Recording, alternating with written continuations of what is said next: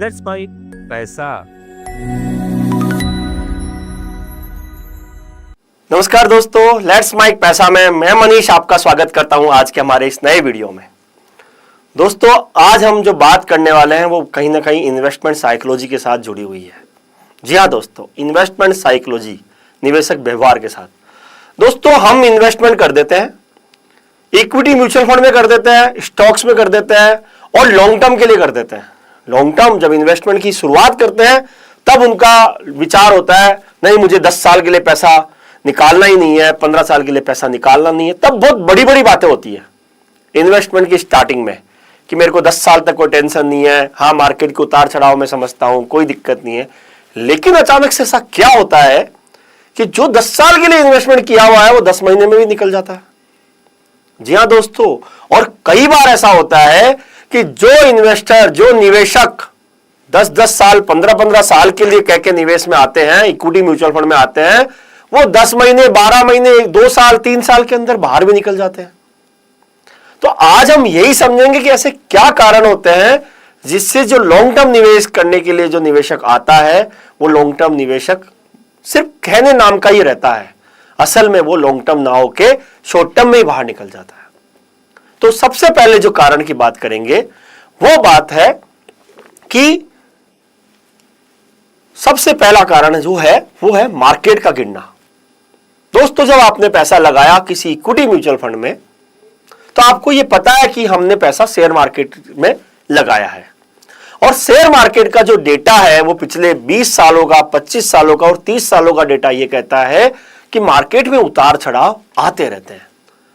और जब भी आपने निवेश किया, आपके निवेश सलाहकार ने आपको यह बात जरूर समझाई कि आपका ये निवेश शॉर्ट टर्म में उतार चढ़ाव में आ रह सकता है, उतार चढ़ाव होते रहेंगे, लेकिन आपको रुक कर रहना है।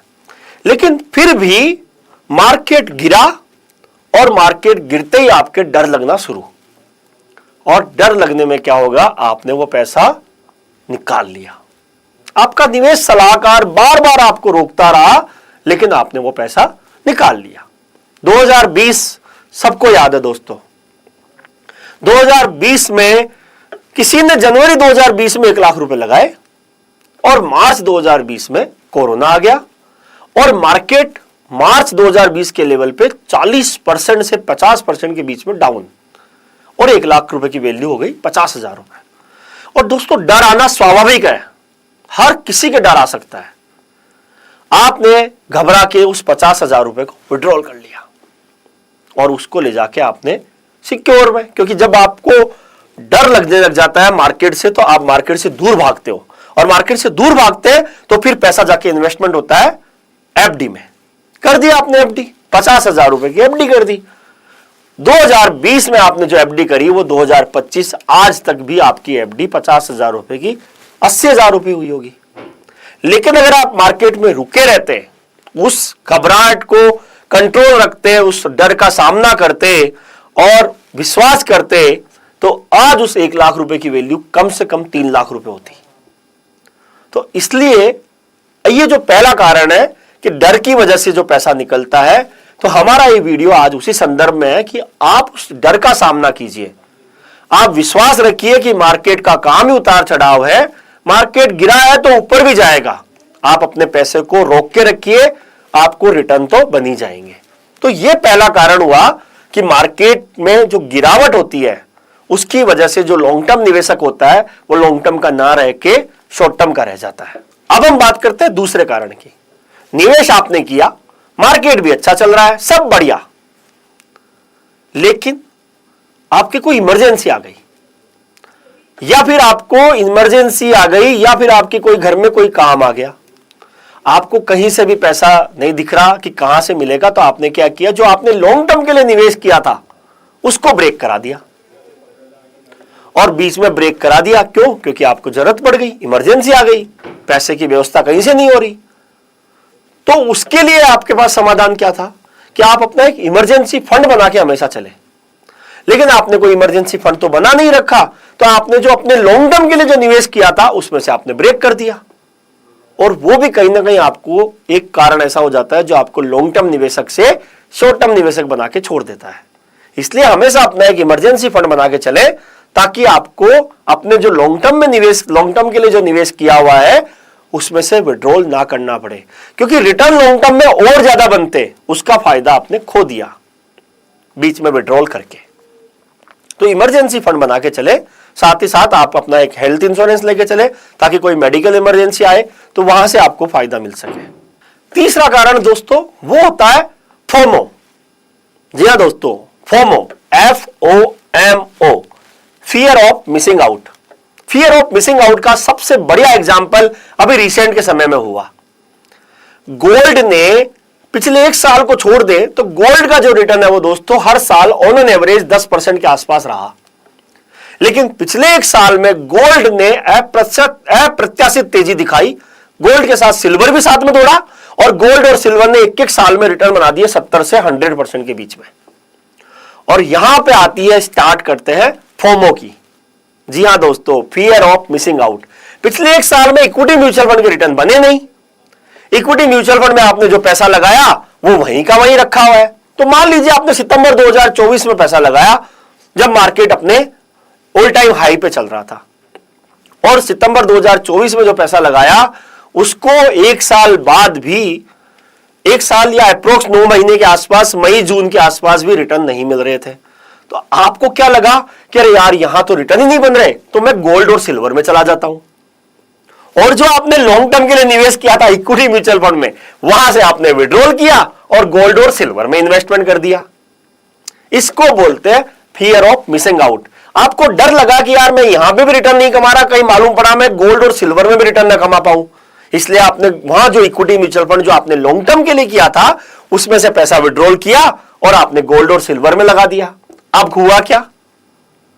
अब गोल्ड और सिल्वर सबको पता है, गोल्ड अपने ऑल टाइम हाई से 10-12% नीचे है और सिल्वर भी लगभग 20% नीचे चल रहा है। तो ये जो फियर ऑफ मिसिंग आउट है, ये कहीं ना कहीं आपको अपने लॉन्ग टर्म निवेश में रोक देता है। आपको लगता है कि मेरा ये निवेश नहीं चल रहा, मैं दूसरा निवेश जो चल रहा है जैसे क्रिप्टो चल रहा है या प्रॉपर्टी में चल रहा है, तो मैं यहां से पैसा निकाल के वहां लगा देता हूं, वो कहीं ना कहीं आपका नुकसानदेह हो सकता है। तो वो कहीं ना कहीं आपको लॉन्ग टर्म निवेशक से शॉर्ट टर्म निवेशक बना देता है। इसलिए कभी भी फोमो में न आए, हमेशा अपने निवेश में बने रहे, अडिग रहे, अपने गोल पूरा होने तक आप अपने निवेश को चलाते रहे। चौथा जो कारण है दोस्तों, वो कारण है गलत इन्वेस्टमेंट में जाना। आपको जाना था 5 साल के लिए, लेकिन आपने ऐसे फंड में निवेश कर दिया जो आपको रिटर्न ही 10 साल में बनाएगा। जैसे एक एग्जांपल दूं मैं आपको कि आपको 5 साल के लिए निवेश करना है, तो आपने किसी इक्विटी म्यूचुअल फंड स्कीम में जाना था, लेकिन आप किसी के दबाव में आके या किसी की अनभिज्ञता में आके आपने कोई यूलिप प्लान ले लिया। अब यूलिप प्लान में पहले 5 साल आपको प्रीमियम ही देना होता है, उसके बाद जो यूलिप प्लान में रिटर्न आते हैं वो अगले 5 से 10 सालों में आते हैं। तो यूलिप प्लान आप ले हुए, लेकिन उसका टारगेट होना चाहिए आपका कम से कम 10 से 15 साल। अब अगर आपको 5 साल में ही पैसा वापस चाहिए तो आपको यूलिप प्लान में नहीं जाना चाहिए था। तो वो भी कहीं ना कहीं आपको एक गलती हो जाती है कि आप लॉन्ग टर्म निवेश में रह नहीं पाते हैं। तो फिर यूलिप प्लान में अगर आप 5 साल में ही अपना पैसा विड्रॉल करेंगे तो आपको नुकसान की संभावनाएं ज्यादा हो जाती है। इसलिए अपने निवेश में सोच समझ के निवेश करें, आपकी जानकारी के अनुसार प्रोडक्ट चुने। अगर आपकी जानकारी के साथ आपकी जो निवेश, आपकी जो जरूरत है उसके हिसाब से प्रोडक्ट चुने। अगर आपको 3 साल में पैसा चाहिए तो उसके हिसाब से प्रोडक्ट चुने, और अगर आपको 10 साल के लिए इन्वेस्टमेंट करना है तो आपको उस हिसाब से इन्वेस्टमेंट स्कीम में जाना चाहिए। तो यह भी कहीं ना कहीं एक कारण हो जाता है जो आपको लॉन्ग टर्म निवेशक नहीं बनने देता है। अगला जो कारण है दोस्तों वो है इमोशनल डिसीजन लेना। इमोशनल डिसीजन, जैसे अभी हमने बात करी डर की, वो डर की तो है ही, लेकिन साथ में कोई न्यूज आ गई कि अमेरिका में तो ट्रंप ने टैरिफ लगा दिया, मार्केट चलेगा ही नहीं, और आपको वो इमोशनल डिसीजन लगा, आपने इमोशनल हुए और आपने पूरा का पूरा पैसा निकाल के और आपने बैंक में जाके एफडी करा दी। दोस्तों कई बार इमोशनल डिसीजन आपके नुकसान के कारण बन सकते हैं, इसलिए जो भी डिसीजन आप लें इमोशन में आके ना लें, अपनी बुद्धि का, अपने विवेक का इस्तेमाल करते हुए निवेश करें और निवेश में बने रहें, ताकि आप एक लॉन्ग टर्म निवेशक बने, और लॉन्ग टर्म में निवेश में रिटर्न बनी जाते हैं। अगला जो कारण होता है वो होता है रैंडमली निवेश करना। दोस्तों ये बहुत बड़ा कारण है। आपने कोई लक्ष्य नहीं बनाया, आपने बस एक बिना किसी लक्ष्य के आपने निवेश कर दिया। और दोस्तों जब आपके पास लक्ष्य नहीं होगा ना तो आप निवेश में से निकाल ही लोगे पैसा। तो आपने अगर लक्ष्य बनाया होता कि मैं अपने बच्चों की पढ़ाई के लिए और बच्चों की शादी के लिए पैसा जोड़ रहा हूं, तो फिर आप शायद उसमें से नहीं निकालते, वो पैसा आप वहां तक चलने देते। लेकिन अगर आपने कोई निवेश लक्ष्य बनाया ही नहीं, और अगर आपने निवेश लक्ष्य नहीं बनाया, तो फिर वो आपके लिए जनरल इन्वेस्टमेंट है जिसको आप कभी भी विड्रॉल करना चाहेंगे। इसलिए हमेशा अपने निवेश लक्ष्य को चुने और उसके हिसाब से निवेश करें ताकि आप अपने लॉन्ग टर्म निवेश तक बने रहें। तो ये भी कहीं ना कहीं कारण है जो आपको लॉन्ग टर्म निवेश नहीं करने देता, आप शॉर्ट टर्म में ही निवेश करके रह जाते हैं। अगला जो कारण है वो कारण है कि आपकी रिटर्न एक्सपेक्टेशन बहुत ज्यादा हो जाती है, और रिटर्न एक्सपेक्टेशन ज्यादा होना भी कहीं ना कहीं आपके निवेश में ना बने रहने का कारण है। दोस्तों एक स्कीम में पिछले 3 साल में रिटर्न आया 25%, और आपने वही सोच के उस स्कीम में इन्वेस्टमेंट कर दिया कि आपको भी आगने वाले 3 साल में 25% का रिटर्न आएगा, और आपको रिटर्न आता है मान लीजिए 12%। तो आप डिसअपॉइंट हो जाते हो कि मेरे को तो 12% ही रिटर्न आए, जबकि रिटर्न तो 25% आए हुए थे। तो दोस्तों ऐसा नहीं है। पास्ट परफॉर्मेंस देख के अगर आपने इन्वेस्टमेंट किया है तो वो कहीं ना कहीं एक गलत कारण हो सकता है। इसलिए हमेशा अपनी जानकारी के हिसाब से निवेश की वास्तविकता को समझते हुए निवेश कीजिए कि जो 25% रिटर्न आए हैं क्या वो आने वाले समय में आएंगे या नहीं आएंगे, और आएंगे तो क्या लॉजिक है और नहीं आएंगे तो क्या लॉजिक है, ये समझे। अपने निवेश सलाहकार के साथ बैठ के इन सब बातों पे चर्चा कीजिए, आप निवेश हमेशा लॉन्ग टर्म में बने रखोगे। लेकिन अगर आप रिटर्न एक्सपेक्टेशन ज्यादा कर लोगे और अगर आपको रिटर्न नहीं आएंगे तो फिर आप पैसा निकाल ही लोगे। इसलिए अपनी रिटर्न एक्सपेक्टेशन को कम रखें और लॉन्ग टर्म की प्लानिंग के साथ निवेश करें ताकि आप एक सच्चे लॉन्ग टर्म निवेशक बन सकें। साथ ही साथ एक चीज और होती है कि आपने म्यूचुअल फंड में रिटर्न अच्छे सोच के रिटर्न आए कि मेरे को एफडी से बेटर रिटर्न मिलेंगे। सितंबर 2024 का मैं वापस एग्जांपल लेता हूं। सितंबर 2024 में आपने कोई इन्वेस्टमेंट किया और आपने ये सोच के किया कि मुझे एफडी से ज्यादा रिटर्न मिलेंगे। दोस्तों पिछले 1 साल के जो रिटर्न है वो आपके इक्विटी म्यूचुअल फंड के रिटर्न एफडी से कम है। अब आप क्या सोचोगे कि इससे तो बढ़िया एफडी है, और आपने वहां से जो कम रिटर्न आ रहा है 3-4% का रिटर्न आ रहा है, वहां से पैसा निकाल के वापस एफडी में चले जाओगे। और दोस्तों फिर क्या होगा कि अगले 1 साल हो सकता है मार्केट अच्छा चल जाए और आपके जो 4% के रिटर्न आए थे सिर्फ, वो अगले साल 14% के रिटर्न आए, तो आपका 2 साल का एवरेज ऑटोमेटिकली सुधर जाएगा। इसलिए जो निवेश आपने लॉन्ग टर्म के लिए किया है उसमें सिर्फ 1 साल के रिटर्न देख के कभी भी पैसा निकालने की गलती ना करें, क्योंकि मार्केट है, उतार चढ़ाव है। हो सकता है किसी 1 साल में रिटर्न नहीं आए, तो हो सकता है अगले 2 साल में बहुत अच्छे रिटर्न आ जाएंगे, तो आपका 3 साल का एवरेज अच्छा हो जाएगा। और मार्केट में रिटर्न ऐसे ही आते हैं, कभी भी कोई 1 साल में समान रिटर्न नहीं आते हैं। किसी 1 साल में रिटर्न नेगेटिव होते हैं तो किसी 1 साल में रिटर्न 25% भी आ जाते हैं, तो वो आपके 2-3 साल का एवरेज अच्छा हो जाता है। तो इसलिए हमेशा रिटर्न की तुलना ना करें कि इक्विटी म्यूचुअल फंड में कितने रिटर्न आए और बैंक एफडी में कितने रिटर्न आए। दोनों ऑप्शन अलग अलग है। बैंक एफडी एक अलग तरीके का प्रोडक्ट है और इक्विटी म्यूचुअल फंड एक अलग तरीके का प्रोडक्ट है। दोनों के अपने अपने पॉजिटिव है और अपने अपने नेगेटिव है। इसलिए हमेशा अपने निवेश में समझदारी करते हुए अपनी जानकारी और अपनी जरूरतों के हिसाब से निवेश कीजिए, ना कि कंपैरिजन करके निवेश कीजिए। तो दोस्तों ये हमने आपको गलतियां बताई जो आदमी को, किसी एक निवेशक को लॉन्ग टर्म निवेशक बनने से रोकती है। इसलिए आप भी ये गलतियां करने से बचें और अपने निवेश में लॉन्ग टर्म के लिए निवेश कीजिए।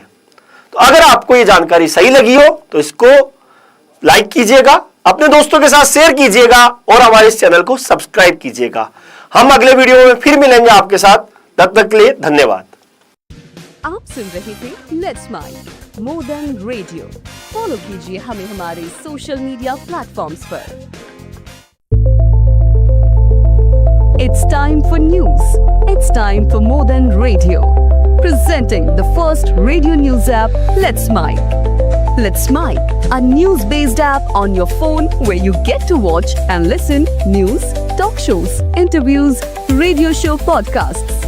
On Let's Mic, you get all relevant information of TV, print, radio, podcast, and digital. Let's Mic talks about every segment of life.